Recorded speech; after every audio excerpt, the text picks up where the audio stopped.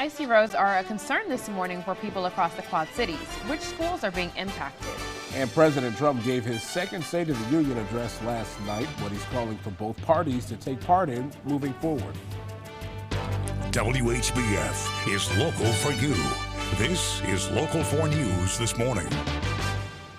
Good Wednesday morning to you. I'm Alexandria Ikamoni. And I'm Redrick Terry. Thanks for joining us for Local 4 News this morning. Record-breaking cold made its way through the Quad Cities last week. Now, freezing rain leaves us with icy conditions. It's created dangerous morning commutes. That's part of our continuing coverage. Local 4's Andrea Medina joins us live in downtown Rock Island with the latest. Andrea.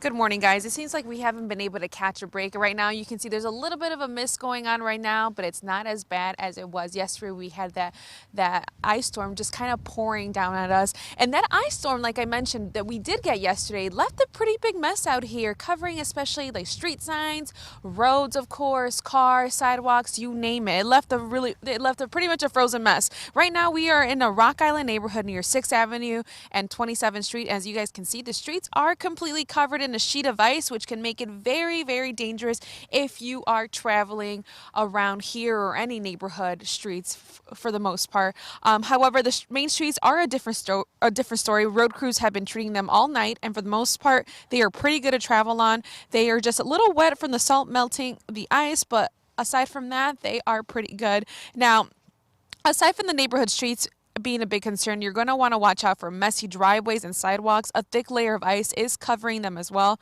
And if you're not careful, one slip or fall and you could really hurt yourself.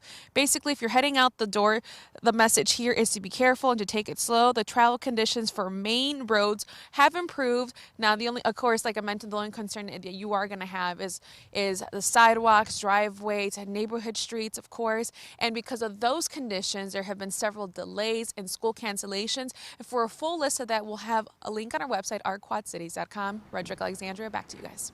All right, Andrea, thank you. A Scott County program to push back on teen car thefts is one step closer to becoming a reality. It's called the Auto Theft Accountability Program. Local 4 News first introduced you to the idea on Monday. It would give teenagers a chance to repair their damage. The offender and survivor would work together on a 3-month plan. Charges against the teenager will be dropped if it's completed. The plan doesn't have to include money payment, but rather helping the survivor in other ways. Some people and their parents can afford to just pay the deductible for the victim, but some can't. And I think it also provides some perspective for the victim to see what types of backgrounds these kids are coming from. Scott County supervisors heard the presentation yesterday. The Juvenile Center's director says board members seemed open to that idea. A final vote is scheduled for tomorrow. President Trump delivered his second State of the Union address last night. It was delayed a week because of the partial government shutdown. Natalie Brand has the recap in our national headlines. The state of our union is strong. President Trump pushed for unity in his second State of the Union address Tuesday night. Victory is not winning for our party. Victory is winning for our country. Facing a divided Congress, the president warned Democrats not to let partisan investigations hamper U.S. prosperity. If there is going to be peace and legislation, there cannot be war and investigation.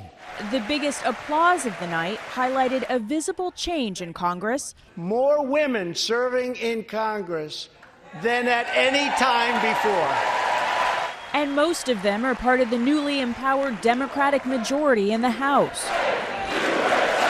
But there were not many cheers from Democratic lawmakers as President Trump renewed his demands for a southern border wall. Simply put, walls work and walls save lives. President Trump stopped short of declaring a national emergency to build his wall. Lawmakers have just 9 days now to strike a border security deal and avert another partial government shutdown. America is made stronger by the presence of immigrants, not walls. Rising Democratic star Stacey Abrams, who lost the race for Georgia governor last year, gave the official Democratic response. The shutdown was a stunt, engineered by the President of the United States. In his speech, President Trump also announced he'll meet North Korean leader Kim Jong-un in Vietnam at the end of this month. Natalie Brand, CBS News, Capitol Hill. The president also drew applause from both sides of the aisle in mentioning new efforts to lower prescription drug costs, fighting childhood cancer, and ending the HIV epidemic. A topic often dealt with alone is spreading across the Quad Cities. Starting at Augustana College, junior Haley DeGreve launched the Gray Matters campaign earlier this year. It's meant to bring more attention to mental health issues students face on campus and how to access help. She's organized dozens of students to hear their stories, and the junior tells Local 4 News even just the name of the effort has people looking closer at the campaign. Researchers have found that a loss of gray matter in the brain is linked to mental illness, and so we really wanted to drive home this idea of that your brain does matter and the things that you are experiencing matter. DeGreve also tells us she got a lot of support from the college administration. The campaign held their first big event last night in the Gerber Center. A local organization is helping what they say is a forgotten group find their missing loved ones. The focus is on Indigenous women. Sage Sisters of Solidarity's mission is to shed light on missing or murder cases relating to Native women. The National Crime Information Center says more than 5,000 cases of missing Alaskan Native American women 3 years ago. Local 4's Yukari Nakayama shares how it's making a difference. 2 years ago, Jo Ironshield and her sister Regina began their mission to spotlight missing and murdered Indigenous women.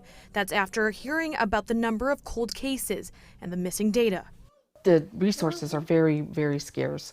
There's hardly any data. There's no database out there. There's no entity there. And Ironshield says she believes there are even more young Indigenous women missing than what's being reported. According to the Center for Disease Control and Prevention, murder is the third leading cause of death for Native women from 10 to 34 years old. In reservations, experts say that number could be higher. It seems to be a heartbreaking story that's being told far too much in the Native American community. She says not only have those Indigenous women disappeared from the lives of their families, but the media too. We're here, we still exist, and we just want to be protected. So she's helping Indigenous families from North, South, and Central America gain attention on their loved ones, like the Garcia family. They've been missing their cousin Nancy Garcia since May, last seen in North Carolina. We've been doing different types of searches, says Garcia's cousin, who did not want to appear on camera. She says they've gone to several resources in the Quad Cities where they live and in North Carolina, but the investigations aren't moving forward. Some of these women, they don't have a platform like that. Ironshield has lent a helping hand by organizing a vigil to raise awareness for the Garcia family, and she says she won't stop until the family finds peace. People are starting to feel like maybe we're disposable, and we're not disposable. If you'd like to help the Sage Sisters of Solidarity and the Garcia family find answers, we posted information on where you can get involved on our quadcities.com.